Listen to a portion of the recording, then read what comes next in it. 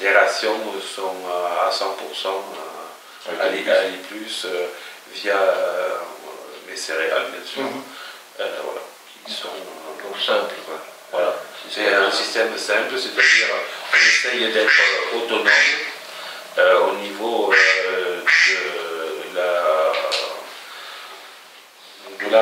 des rations qu'on fait sur l'exploitation, voilà, et de ne pas subir les spéculations comme on subissait avant sur les tourteaux, sur les pulpes. Bon, après, le gros avantage, enfin moi, au niveau sur l'I+, on a de très bons GMQ. Après, on a plus ce problème d'acidose donc, sur les bêtes, c'est-à-dire qu'on subit moins les erreurs qu'on peut commettre quand on met une bête à l'engraissement. C'est-à-dire qu'on peut prendre des bêtes qui sont maigres dans un pré ou dans une autre stabule, les mettre à l'engraissement, et là on n'a pas de choc par rapport aux différentes à la différence de la ration. Donc là tout le monde en mange. Voilà, tout le monde en mange, ça va de la ration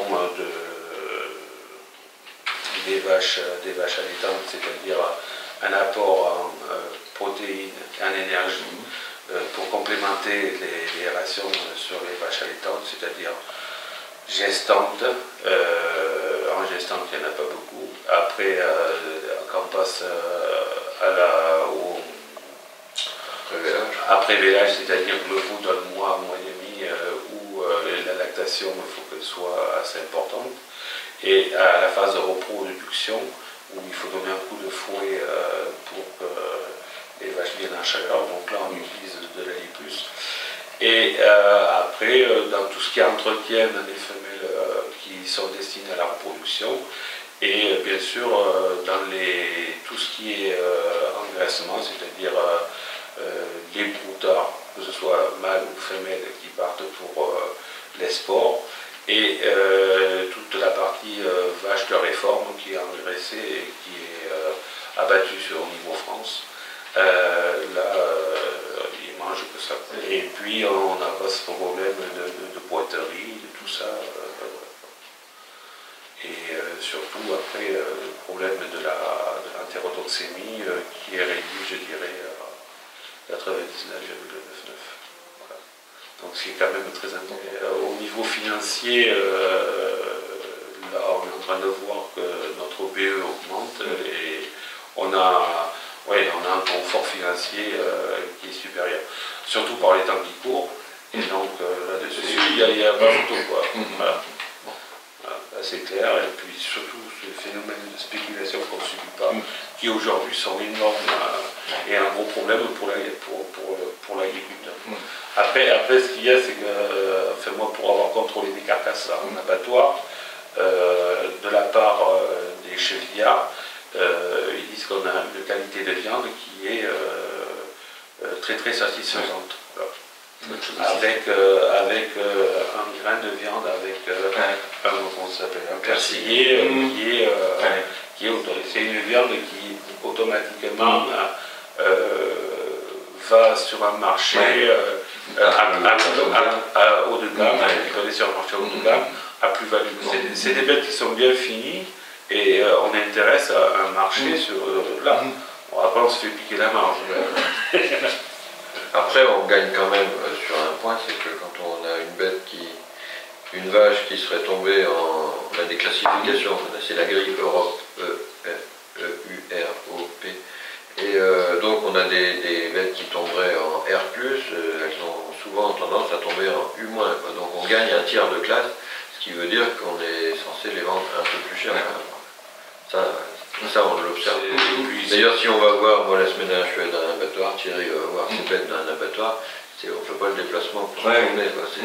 C'est qu'on a envie de voir ce qui se passe quand même. Ça fait plaisir de voir. Oui, puis de voir ce qui se passe et voir la carcasse, si elle sort plutôt grasse et s'il risque de nous je sais pas comment tu dis, de la déclasser ou d'enlever énormément de gras et tout ça. Non, on fait, voilà, la Li Plus permet d'avoir une viande persillée tout en ayant beaucoup de muscles. Et puis ce qu'il y a, c'est que sur la durée d'engraissement, il ne va pas y avoir ces coups d'acidose qu'on avait avant avec les autres aliments. Enfin, avec l'aliment, moi je faisais du blé aplati et je corrigeais l'acidose avec de la pulpe. Je ne sais pas si c'est exactement ça, mais moi je mettais plus ou moins de pulpe pour limiter le taux d'amidon. Voilà. C'est-à-dire que quand on mettait une bête à l'engrais, il fallait pour qu'elle arrive à la ration qu'on lui avait la ration préconisée pour qu'elle s'engraisse, c'est-à-dire pour qu'elle fasse un certain GMQ et qu'elle mette du muscle, il fallait 3 semaines d'adaptation. Tandis que là, on est à 5 jours d'adaptation. Voilà, une semaine. Voilà, une semaine d'adaptation. Et là, tout de suite, la bête, au bout d'une semaine, elle commence déjà à prendre les kilos. Parce qu'avant, ça, je ne pouvais pas le faire. Si je passais une bête, c'est-à-dire que je travaillais avec entre 50 et 60% de céréales, le reste c'était des tourteaux et de la pulpe.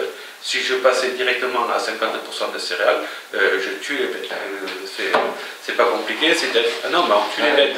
C'est-à-dire que c'est leur dernière. Ça m'est arrivé une fois avec c'est un salarié qui donnait à manger. On a curé la statue et puis il m'a dit mais c'est à volonté. Donc le soir, j'ai remis à volonté là. Et je lui ai fait confiance. Et j'ai vu les vaches qui mangeaient à pleine gueule. J'ai dit, bon après, peut-être un peu la fatigue, tout ça, je suis parti. Le lendemain, le surlendemain, 3 vaches. Et puis 3 vaches qui sont parties au tapis. Quoi. Voilà, on aurait eu le même truc avec la Li Plus si un nourrisseur est vide et qu'on le charge le lendemain. On a au pire une vache qui fait une petite diarrhée, mais on n'a pas de cas de mortalité. Alors ça c'est pareil, c'est un confort de travail pour les éleveurs, surtout quand on a du personnel, où nous on ne peut pas être partout et on délègue du travail qui est dangereux. Et là c'est vrai que le fait d'utiliser la Li Plus, on n'est pas confronté à ce problème-là. Donc c'est vrai que c'est plein de petites choses qui font que le produit a un confort d'utilisation, de production et tout l'ensemble qui va bien. Quoi. Et je pensais